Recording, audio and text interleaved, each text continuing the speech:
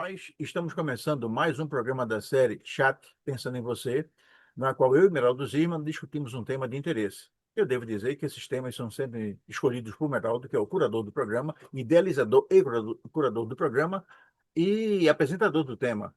E normalmente eu só sei do tema um segundinho antes, e só sei graças à inconfidência do meu amigo Jorge Wellington,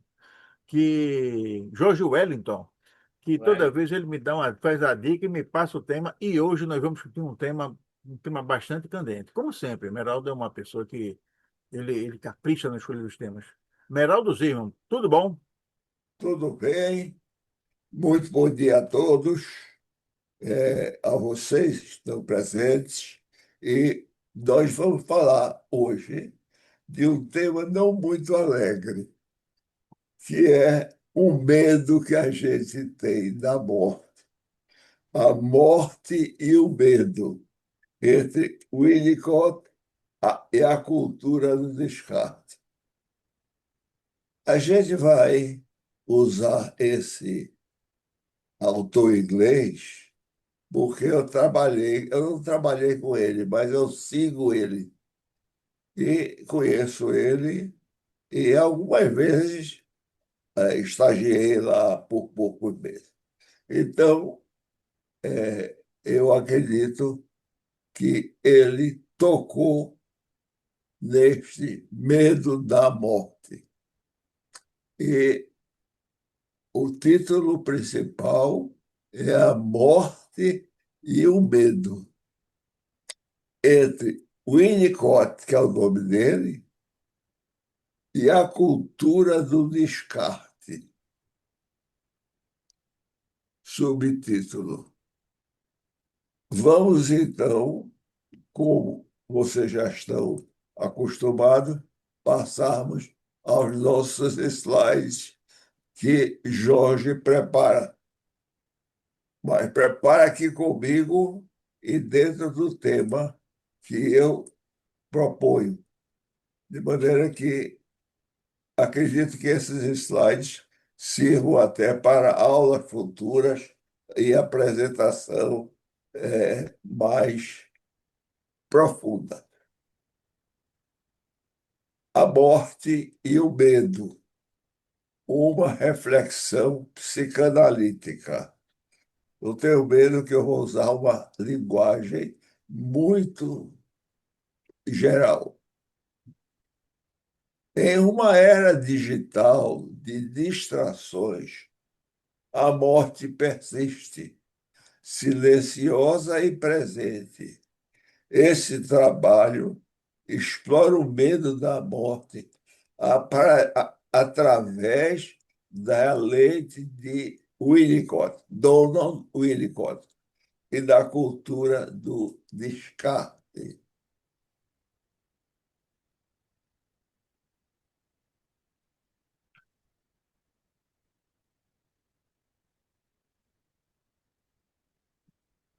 Isso acontece porque estamos sempre perdendo paraísos, um após o outro.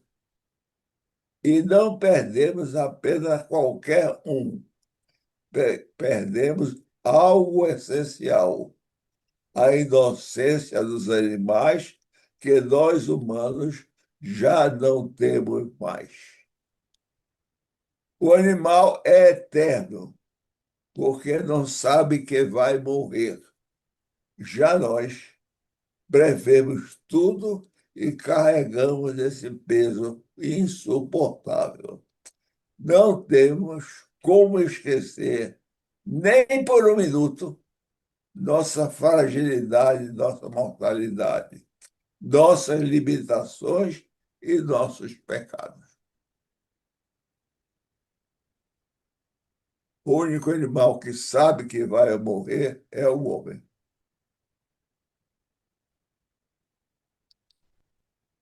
Aí, esse camarada, a psicanálise de Donald Winnicott,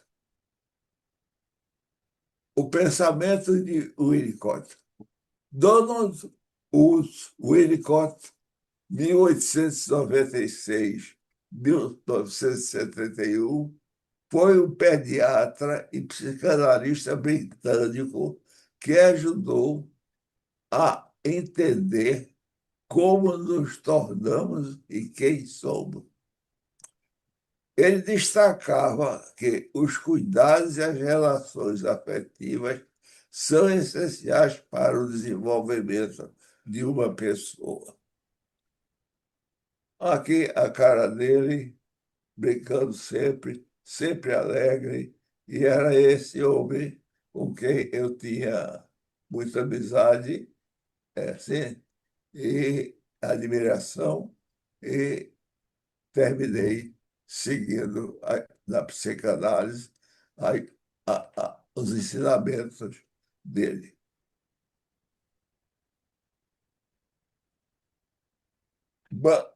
Aí ele criou vários temas. A mãe, porque ele era pediatra e psicanalista, a mãe suficientemente boa e o espaço potencial. São palavras dele. Mãe suficientemente boa é a mãe que atende às necessidades do bebê, mas ao pouco deixa de ser perfeita. Essa falha ajuda a criança a se tornar mais independente. Veja o que é uma mãe suficientemente boa. Ela não precisa ser perfeita, ela precisa estar presente. Outra coisa que ele criou foi o chamado espaço potencial. É uma espécie de zona de transição entre o mundo da criança e o externo, a realidade. É nesse espaço que surge a criatividade, as brincadeiras e a cultura. Uma coisa interessante é o estar só dele. O bebê só consegue ficar sozinho de forma saudável se antes recebeu muito amor e segurança. É nesse momento de ausência que o seu verdadeiro eu se desenvolve. Reparem como as coisas estão interrelacionadas. Mãe suficientemente boa, espaço potencial e capacidade de ficar só.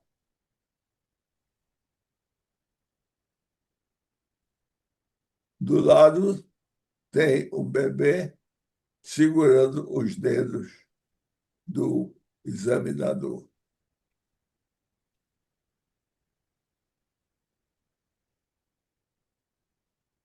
A cultura do descarte e a morte. Nós temos cada ideia, né? Descarte, jogar fora. Nossa sociedade joga fora tudo que quebra.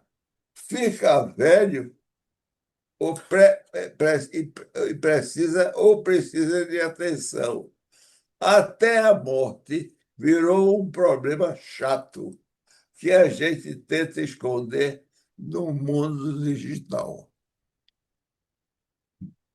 através de três coisas: obsessão pela juventude, recusar envelhecer, medicalização do luto.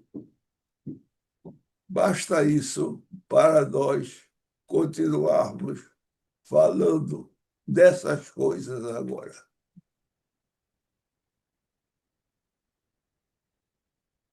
O medo primitivo da morte. Reconhecer a realidade. Quando aceitamos que nada é para sempre, conseguimos viver de forma mais verdadeira. Sustentar o medo. Não devemos ignorar nosso medo mais básico, mas sim encará-lo de frente. Diante de algo que temos medo, temos duas alternativas: ou enfrentamos ou fugimos. Amadurecimento. Crescemos de verdade quando aprendemos a lidar com nossas angústias.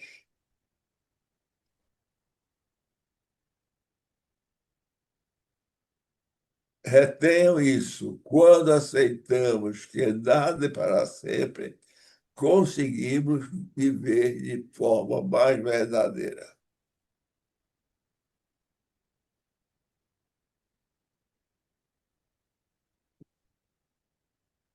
Falar da morte é falar da vida. A vida se mede em vínculos e significado, em como nós conectamos com os outros. Nós conectamos com os outros. Afeto urgente.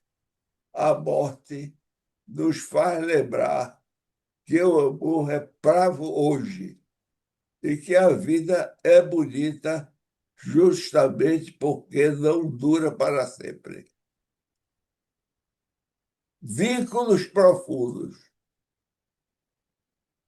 Todos nós somos obrigados a cultivar relacionamentos significativos.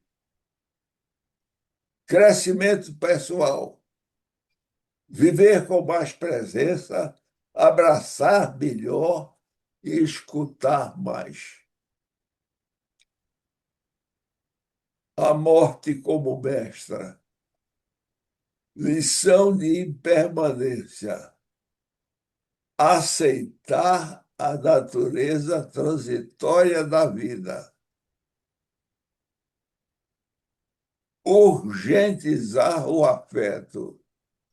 Valorizar os momentos e as relações. Viver com presença.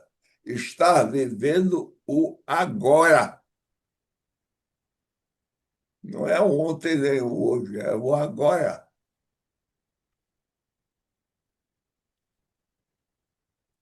Superando a lógica do descarte. Para viver com mais verdade, é crucial romper com a lógica do descarte, recuperando nossa humanidade. Acolher o desamparo, reconhecer a fraqueza como parte do viver, aceitar que tudo tem um fim, confrontar a própria mortalidade, viver com mais verdade, aprender a morrer para viver plenamente. Aprender para viver é importantíssimo plenamente. E o medo da morte ajuda muito.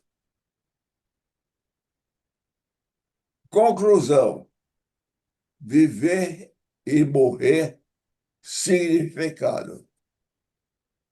Um, integrar a morte, reconhecer sua presença na vida. Dois, valorizar os vínculos, construir relações significativas. Cultivar o ser, buscar autenticidade e o amadurecimento. A integrar a morte à nossa experiência, valorizamos cada vínculo e criamos um ser mais autêntico. Isto nos permite viver com maior verdade e plenitude. Vejam a importância destas conclusões.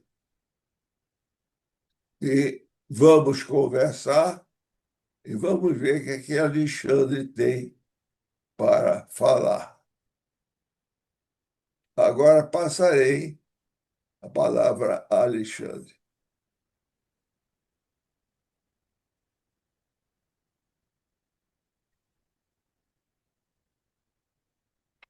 Bom, como sempre, Meraldo traz um tema extremamente instigante.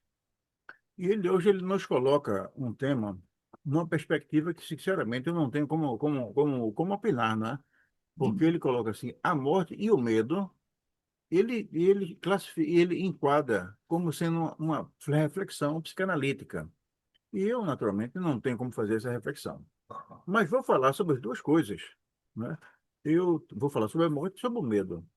E são duas coisas que, sinceramente, não me afetam, né?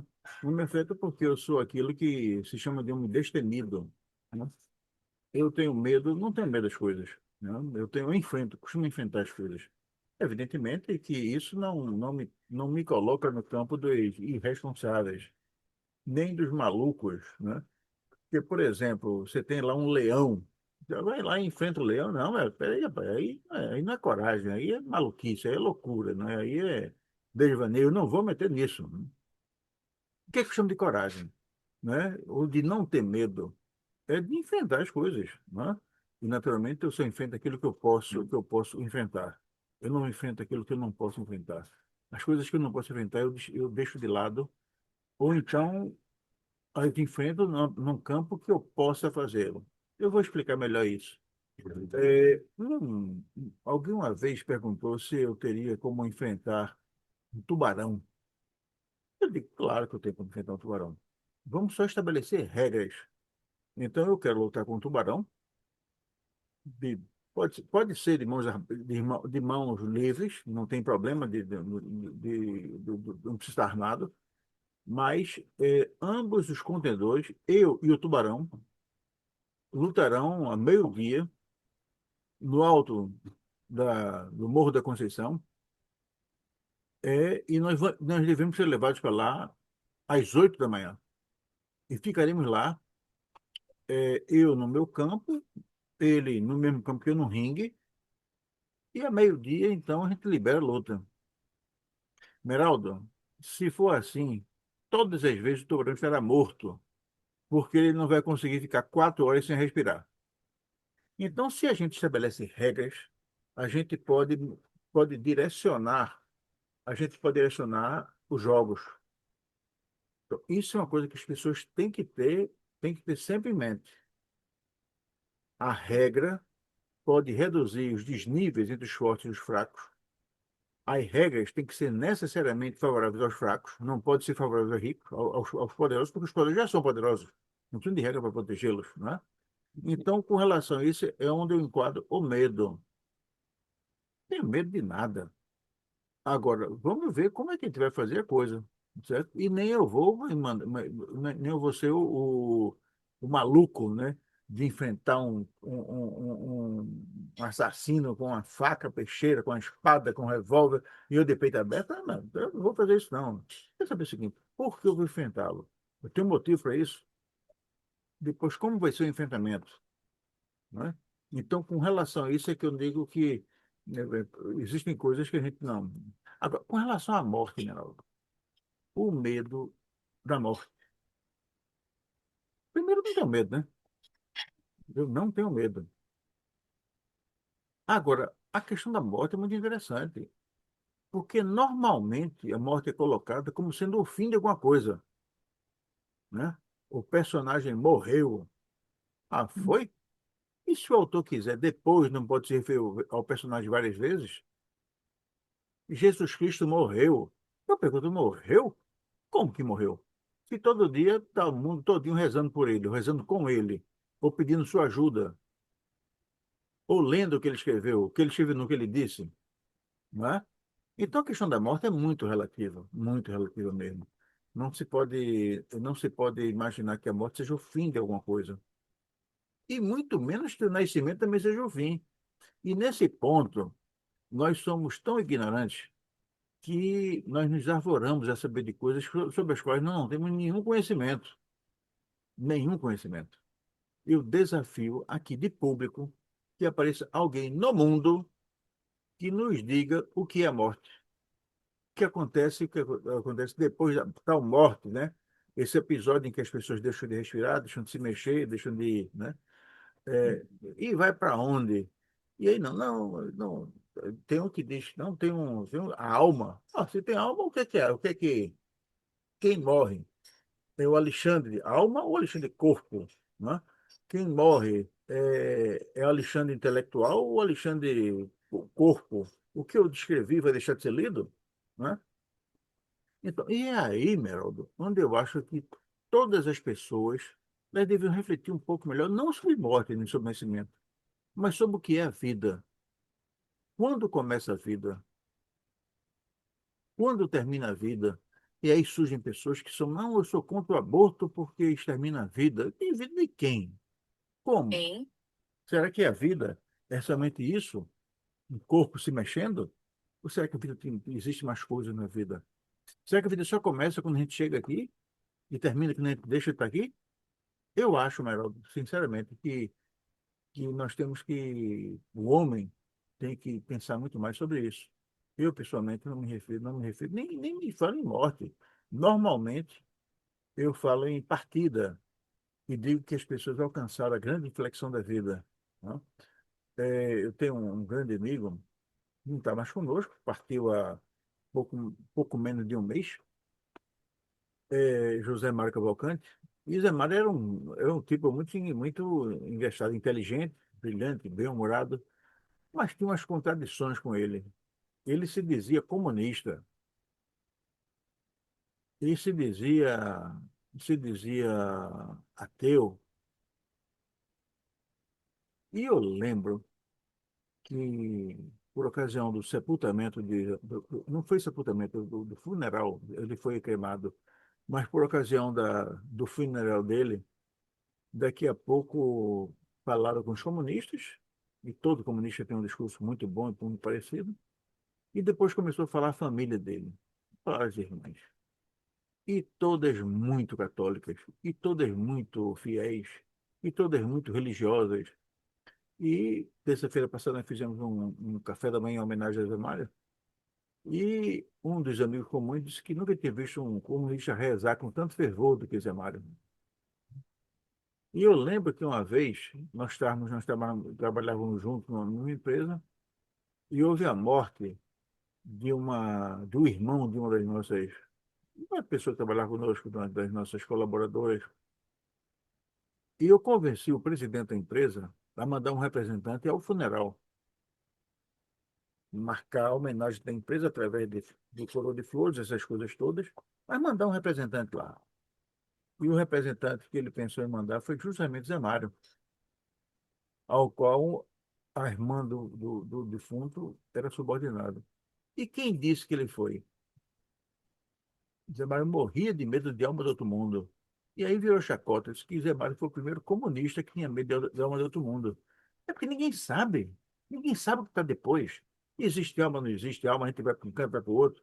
A gente não sabe. Então, realmente, a impressão que eu tenho é que as pessoas têm medo de morrer porque nunca pensaram na vida. Segundo eu penso, a vida nem começa onde, no momento que nós chegamos a essa existência, e nem acaba no momento que nós partimos dela. Acho. É o que eu acho. Agora, quem tem um pensamento muito materialista, só pensa na vida, certo? Eu não sou espiritualista, quero deixar logo claro. Mas também não sou materialista ao ponto de achar que morreu, acabou, que não existe Deus, que não sei, nada disso. Eu não perco tempo com essas questões tão complexas que estão fora do meu alcance. Mas, sinceramente, medo de morrer eu não tenho. Agora, rogo a Deus, eu vou repetir, rogo a Deus que nos momentos que antecederem a minha partida dessa existência para outra, me poupe de sofrimento e de dor. Me poupe de sofrimento e dor. Que a minha partida seja uma partida tranquila, em companhia das pessoas que eu gosto, e sem dor. porque a tal da dor é que é danada, não? Dor é que é um negócio, é o fim da picada. O resto é besteira. Meraldo Zima. Você falou em algo com vários exemplos práticos de sua vida diária, de pessoas que, independente do quadro religioso, do quadro político, tinham um medo atávico da morte. E a morte, a não permanência eterna, que nós sabemos como homem, aí então é que nós produzimos muitas das coisas para não descartar, mas para melhorar a humanidade. Outros fazem a destruição, campo de concentração, coisa assim. Mas nós estamos com 3 ou 4 guerras, que eu não sei da África, não sei. E, neste momento, há muita mortandade. E o medo de morrer faz parte de nós. Nós temos medo de morrer, do ponto de vista analítico também. Mas um medo consciente que nós vamos morrer um dia. E isto faz da morte uma das principais metas da vida, porque nós não sabemos a quanto somos frágeis, somos ligados à finitude e sabemos que vamos morrer. E aqui a gente tem um inimigo, se fosse pensar assim. E medo, você tem só 2 relações: ou foge ou enfrenta. Esse aqui não tem o que fazer, porque é da espécie morrer. E isso é um dos fatos mais importantes da nossa vida, é o medo da morte.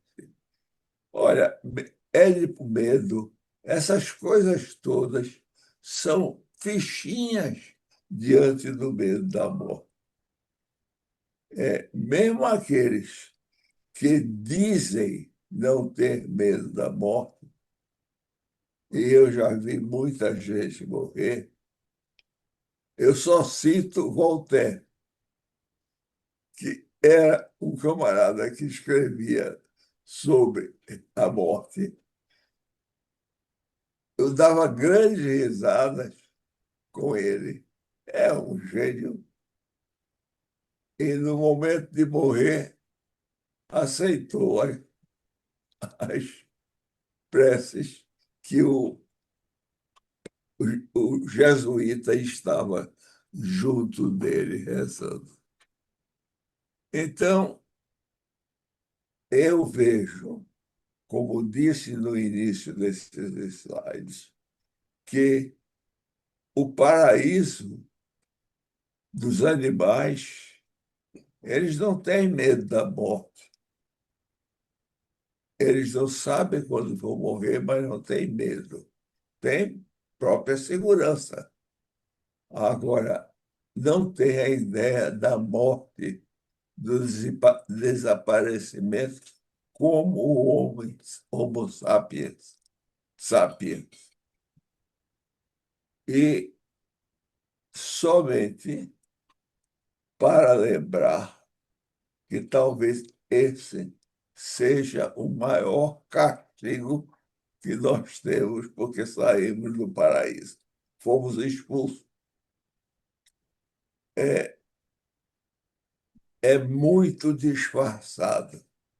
Quem trabalha em psicanálise sabe que o medo da morte é muito, muito presente em tudo que a gente vê. Eu disse aí o que se deveria fazer com esse medo. Mas esse medo não nos abandona. Ele faz parte da vida.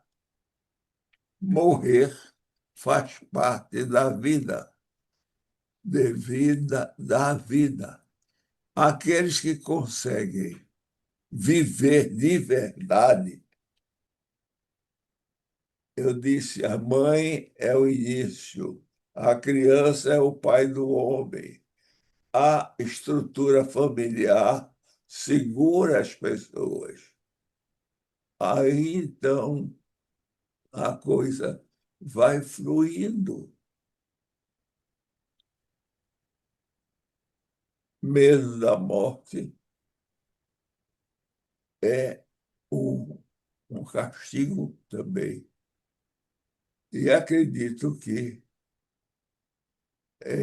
até Alexandre, que eu confio nele plenamente, tem certos receios do desconhecido.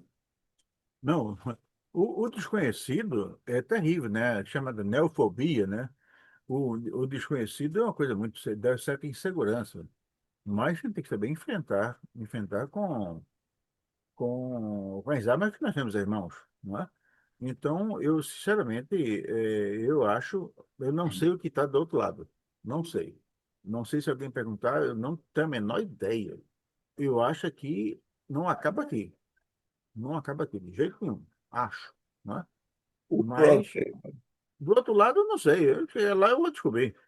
Vou contar uma história muito interessante. Essas minhas histórias são famosas, né?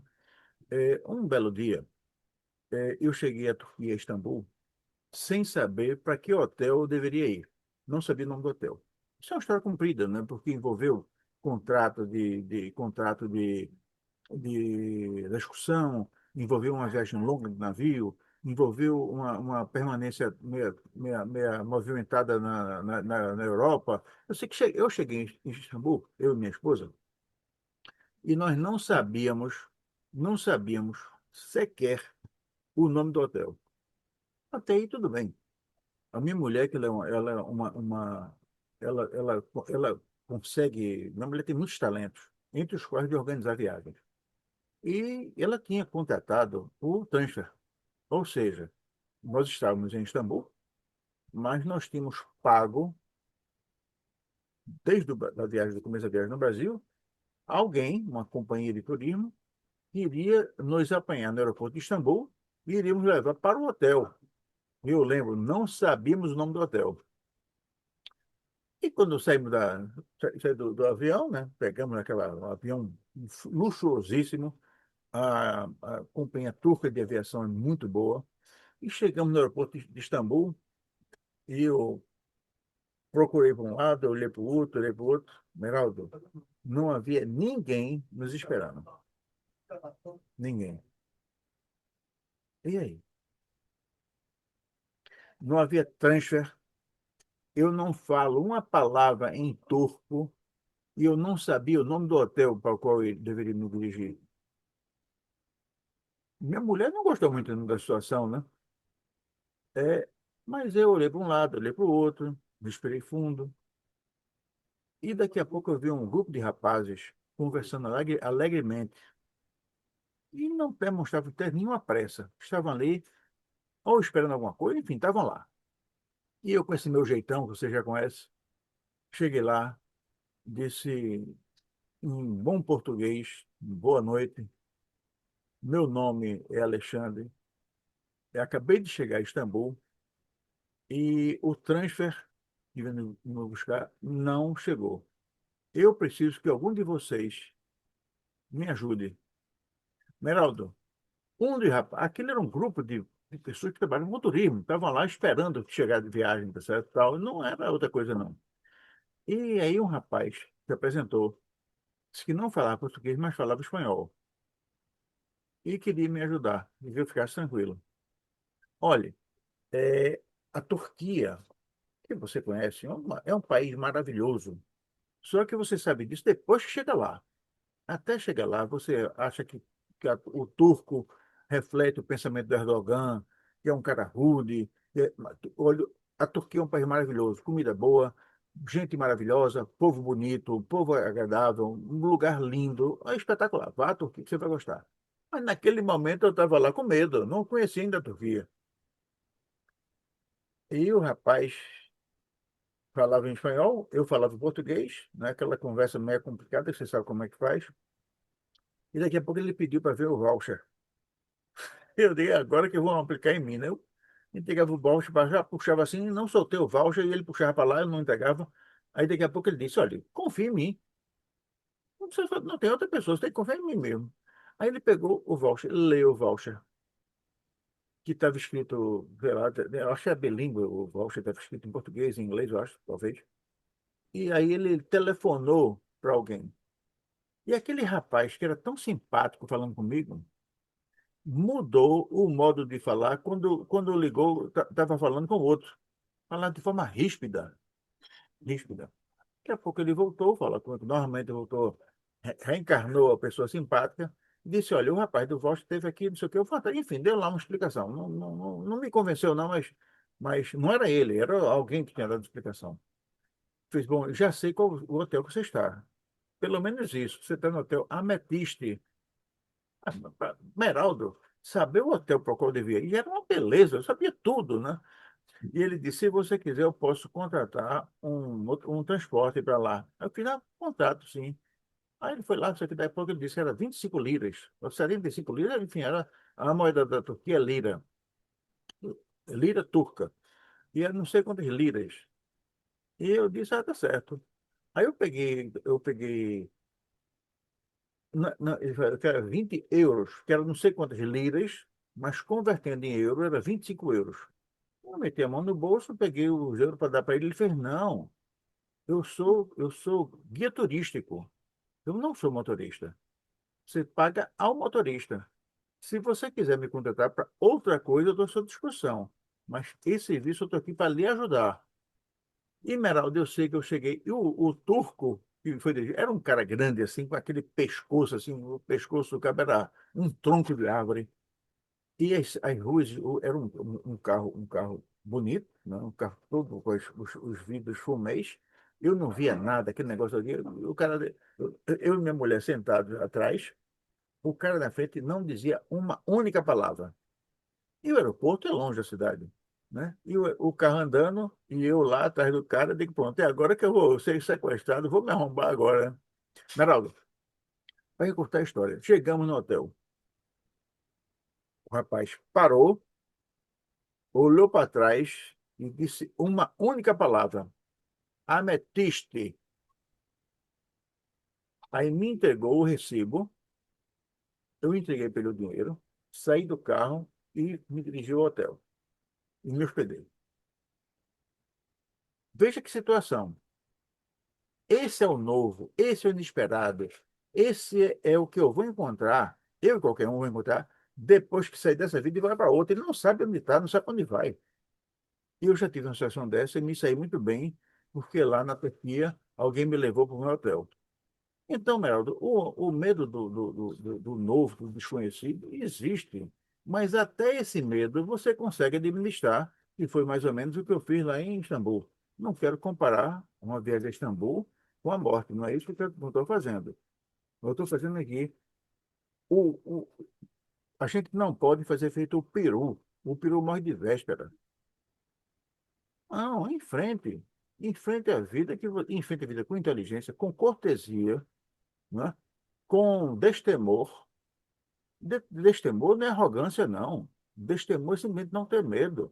Eu tratei o rapaz com muito carinho, com muita compreensão. Eles gostaram de mim por conta disso. Eu não cheguei lá reclamando da vida, eu cheguei lá conversando com os caras, pedindo ajuda. Eu não cheguei lá para me abandonar, não, foi isso não. Eu cheguei lá.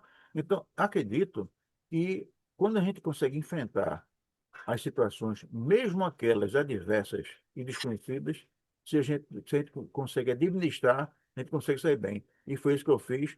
E a morte que demora muito a chegar, muito mesmo. Eu quero ainda fazer muitos programas com o Meraldo aqui, muitos. Mas se um dia chegar, a gente vai enfrentar ela com muito, muito. E vem puxar o pé de quem achou ruim, viu?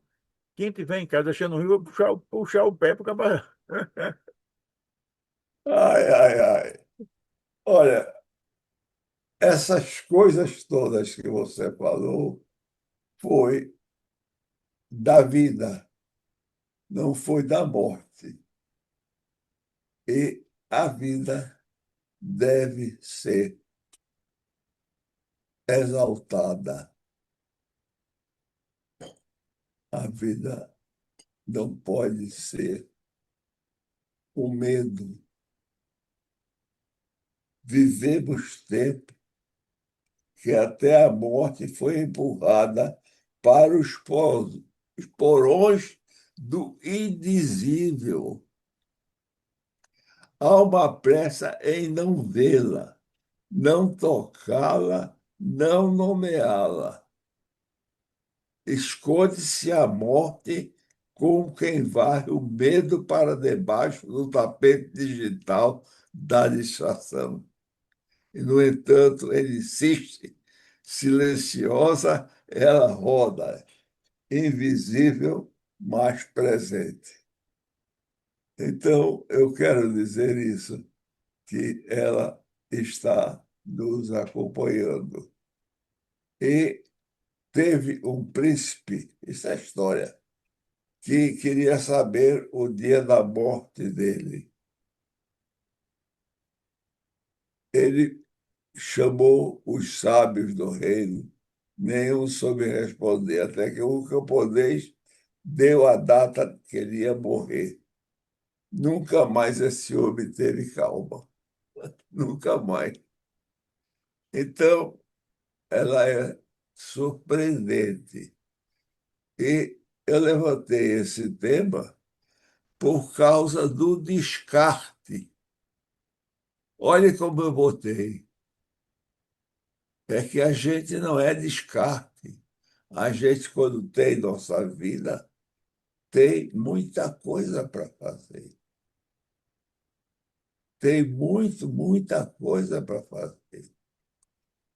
E acredito eu, mesmo esse medo ancestral, eu gostaria de que vocês lessem esse livro, A Negação da Morte, Ernest Becker. A Negação da Morte, Ernest Becker. E a gente ia ver como a gente nega a morte e ela continua existindo. É, eu tenho meu aprendizado pelo livro só e quero mostrar que o livro, esse aqui, quando ganhou o prêmio Pulitzer, está de cabeça para baixo, Não, tá certo, tá certo. né? Estou vendo aqui, negação da morte. Aí o camarada que tirou esse prêmio Pulitzer morreu 15 dias antes de recebê-lo. Ah, Era um psicanalista? Não, era um camarada que fazia as coisas que o psicanalista tem horror, que é destrinchar de outras maneiras a grande medo da morte. Este medo nos acompanha, quer não, Alexandre, quer presente, quer ausente. Mas nós temos medo da finitude. Isso eu. Olha, a gente pensa em complexo de Édipo, em medo disso, medo daquilo. O medo básico nosso é de extinção, é a morte, ser um material de descarte. E só há maneira de evitar isso. Uma bela vida, uma vida cheia de coisas, cheia de trabalho, cheia de construtividade, porque é assim. Há uma oração dos judeus chamado Cádiz, que a gente diz quando morre uma pessoa. Bota lá no Google, você vai ver Cádiz, Cadish, Cádiz. Aí, então, é longa a oração, que o filho diz para o pai, se tiver a sequência natural, ou diz para a mãe. E, e a família é que diz. Então, essa é uma longa oração. Não tem um minuto, uma palavra morte. Tudo é exaltação da vida. Por curiosidade, veja esse Cádiz, C-A, eu acho que é assim, C-A-D-H, D-S, D-S, D-S. E eu acho que esta oração dos mortos que chama, e não fala da morte em nenhuma vez, exalta a vida. Portanto, esse livro aqui é uma preciosidade. Sabe por quê? Também. Ele faz o seguinte: ele dá o heroísmo como uma das causas que a gente tem que fazer para pecar, deixar o medo da morte. Poucas, pouca gente fala tanto do heroísmo como da morte, como esse livro. E eu só posso dizer a vocês, isso é um aprendizado pessoal. Eu leio o livro aqui e aqui está meu mundo. Isso é geral. Eu nem conheci esse autor. Ele morreu em 1970. Ô, Meraldo, somente uma pergunta. Ele morreu? Você está lendo ele hoje. Então, essa questão da morte, isso é uma questão muito relativa. Eu tenho, nós somos pessoas que gostamos muito de ler, né? E cada autor de um livro que eu leio é um amigo. E eu garanto a vocês, perto de 90% dos meus amigos não estão mais conosco, já foram para outra vida, já passaram pela experiência chamada morte. Então, nós estudamos por livro de pessoas que já passaram pela vida, nós lemos autores que já passaram pela vida, e todos estão vivos. Nós estamos nos ensinando, estamos nos transmitindo experiências. Então, esse conceito de morte, ele tem que ser mais estudado, mais trabalhado, mais discutido. A palavra tem que ser mudada, inclusive, porque, como você diz, a palavra morte está associada à finitude. E o que nós percebemos é que não há uma finitude no contexto rigoroso e radical que a palavra tenta nos dizer, nos falar, nos impressionar. Evidentemente, existem coisas que estão associadas à morte e são diferentes.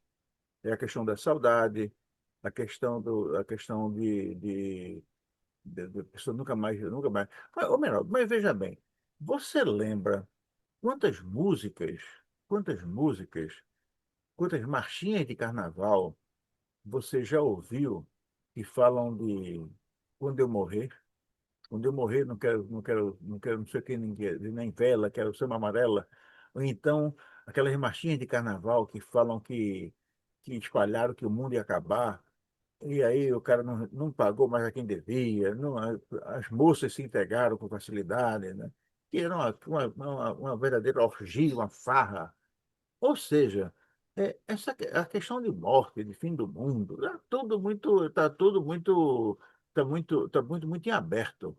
É preciso ser mais discutido, ser mais trabalhado. Agora, eu insisto, a situação daqueles que perdem um pai, um filho, um ente querido é diferente, porque está implícita a questão da saudade.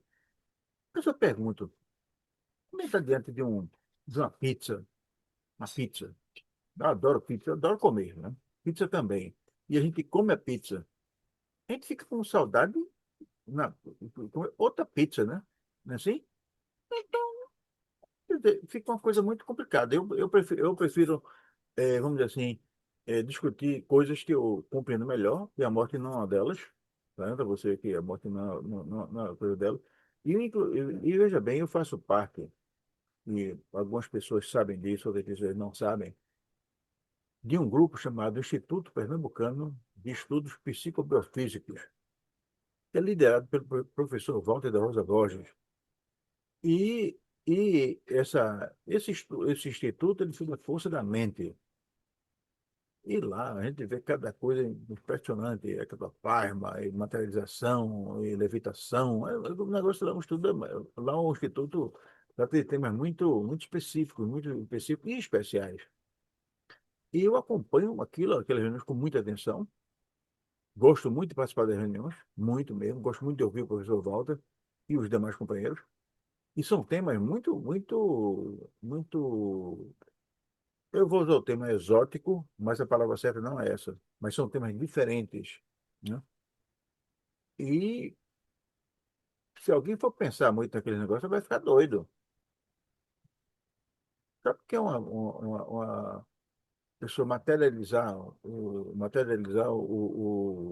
a alma de um cachorro? É complicado. O presidente da Argentina, o Javier Milei, ele diz que se aconselha com o espírito de um cachorro que já morreu há 15 anos. É o grande conselheiro da economia dele lá. E a gente pode dizer que não, pode dizer que sim. A gente pode depois criticar o que o espírito do cachorro recomendou a ele, o que ele fez pensando estar orientado pelo espírito do cachorro. Mas porque é tudo muito misterioso, é tudo muito cheio de mistérios. Então, quando o Meraldo traz esse tema, ele colocou a morte na perspectiva do vivo, de quem está vivo, né? A questão da finitude, a questão do esquecimento, do descarte, né? Mas a morte é um negócio muito complicado. Eu, pessoalmente, digo, é, sou, sou de uma geração em que a gente não descartava, quebrava um ventilador, a gente mandava consertar. Essa geração de hoje manda comprar um ventilador novo, né? É, as pessoas velhas, elas eram mais respeitadas, não eram descartadas. E a questão da morte que evoca a questão da finitude, no fundo, não é finitude coisa alguma. Eu insisto. Se alguém está pensando que quando eu me for, eu vou me acabar, está iludido. Eu vim puxar o pé de todo mundo que estiver por aí duvidando. Olha, você me fez recordar uma coisa importantíssima. Foi de Spinoza. Não rir, não lamentar, nem amaldiçoar, mas compreender. Baruch Spinoza. Ele morreu, está aqui, mas está me ensinando tanto. Pois Eu é, até tá fico aí com ele. medo.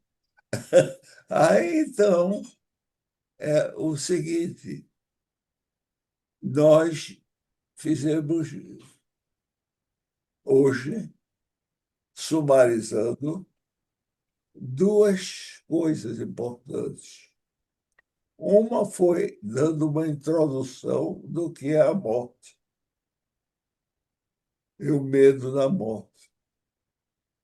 E a outra foi que nós chegamos ao velho livro como difusor de conhecimento de longe, muito antes de ter internet. Você Muito pegava antes. o livro e lia.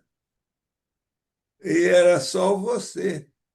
Mas o autor não estava junto de você. Não dá. Então, está vendo? Não há nada de diferente do sol, abaixo do sol. Acontece isso. O livro é o grande, maior instrutor de longe que nós sentimos. Eu, como docente, não gosto muito de dar aula por internet, porque a linguagem corporal não aparece. Ela tem umas dificuldades. Inclusive, não faço psicoterapia por internet. A presença humana é importante, carne e osso. Então, isso que a gente viu aqui não me fez retornar para o medo da morte, mas me retornou para o mundo do livro. E isso é vida. Então, a Cádiz tem razão. A gente deve exaltar a vida. Lembra-te, eu escrevi já um artigo muitas vezes. Quem salva a vida de um homem, salva a humanidade toda. Um é a humanidade. Então, dê uma visãozinha deste assunto e tire a palavra descarte, porque a gente não é geladeira que não presta mais. Eu me lembrei da América que eles botavam para vender nas portas da casa. Então, a gente. E outro fato também, esse rei, esse sultão, que sabia o dia da morte exatamente, nunca mais teve um dia de paz. Portanto, não quero saber o dia da sua morte. Muito obrigado. Bom, chegamos ao final desse mais um programa Chat Pensando em Você. E hoje, como sempre, tratamos de um tema muito importante. Hoje, o Meraldo nos fez pensar sobre a finitude, sobre descarte, enfim, sobre aquilo que se chama de morte, as pessoas chamam de morte. E nós enveredamos por outros temas. Nós verificamos que muitas pessoas, apesar de já terem partido, ainda estão vivas nos seus ensinamentos, nas suas coisas todas. E tudo isso nós devemos a uma pessoa chamada Meraldo Zima, que é um sábio, que um generoso, que nunca se nega a compartilhar um pouco do seu conhecimento com todos nós. Meraldo, despedidas com você. Olha, eu continuaria para vocês lerem este livro, A Negação da Morte. É um livro pesado, mas vocês vão ver que A negação da morte é só do momento do camarada que está com aquela coragem e morre. Ele vai em frente. Isso não é heroísmo. E veja esse livro. E muito obrigado. E foi o que eu posso dar para vocês. É o que eu tenho. Eu aprendi com um dos meus professores que a gente não pode dar o que não tem. Então, o que eu tenho é isso. Muito obrigado. Um abraço a todo mundo. Até a próxima terça-feira. Um abraço. Até logo. Tchau, tchau. Tchau, tchau.